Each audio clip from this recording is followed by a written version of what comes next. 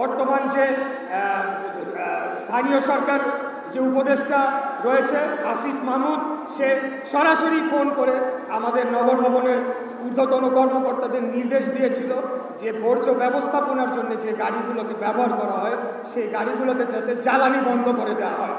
এবং তার উদ্দেশ্য ছিল যদি বর্জ্য ব্যবস্থাপনা বা বর্জ্য কার্যক্রম সেটাকে বন্ধ করা যায় বা সেটাকে স্থবির করা যায়, সেই দায়টা আমাদের উপরে পরদিন চাপাবে এবং মিথ্যা প্রচারণা মিডিয়ার মাধ্যমে, গণমাধ্যমের মাধ্যমে এবং সোশ্যাল মিডিয়ার মাধ্যমে করে আমাদের এই আন্দোলনটাকে ক্ষতিগ্রস্ত করবে, আমাদের মানসিকভাবে দুর্বল করার চেষ্টা করবে।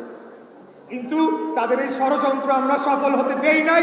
আমি খালি এই সরকার এবং উপদেষ্টার উদ্দেশ্যে বলতে চাই, এই জ্বালানি কি আপনাদের বাবার টাকায় কেনা হচ্ছে নাকি?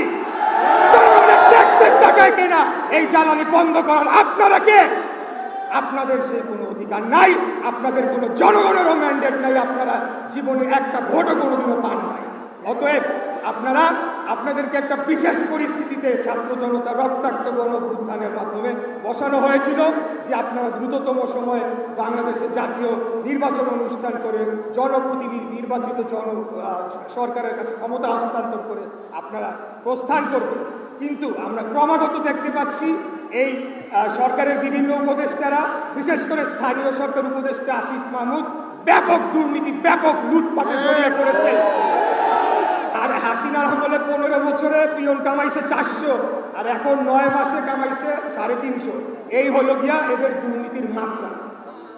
আপনারা জানেন যে এই স্থানীয় সরকার সচিবালয়ে একটি অগ্নিকাণ্ডের ঘটনার পরে স্থানীয় সরকার মন্ত্রণালয় এবং এই উপদেষ্টা নগর ভবনে তারা অফিস করছিল।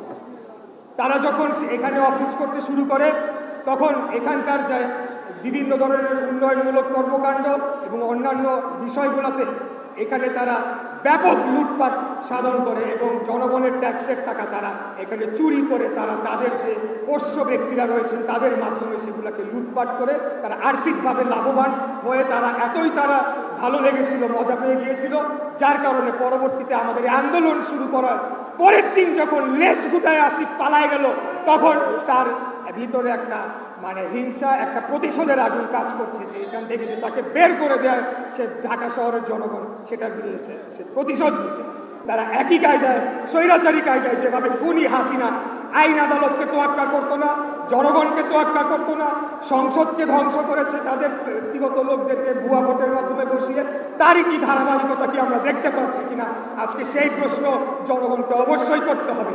আমরা বলতে চাই, অতীতে যেমন বলা হতো যে হাসিনার বিরুদ্ধে বলা যাবে না বা তার পরিবারের অন্যান্য সদস্যদের বিরুদ্ধে কথা বলা যাবে না, তো আজকে যদি বর্তমান অন্তর্বর্তীকালীন সরকার কোনো ক্ষেত্রে বা অনেক ক্ষেত্রে যদি ব্যর্থ হয়, তাদের বিরুদ্ধে যদি বলা হয় যে বলা যাবে না কথা, মুখ খোলা যাবে না, তাহলে তো কোনো পরিবর্তন হলো না। আমি বলতে চাই যে বাংলাদেশ সবার আগে বাংলাদেশ রাষ্ট্র এবং জনগণ, এখানে কোনো এক ব্যক্তি রাষ্ট্রের চেয়ে বড় হতে পারে না, জনগণের চেয়ে বড় হতে পারে না।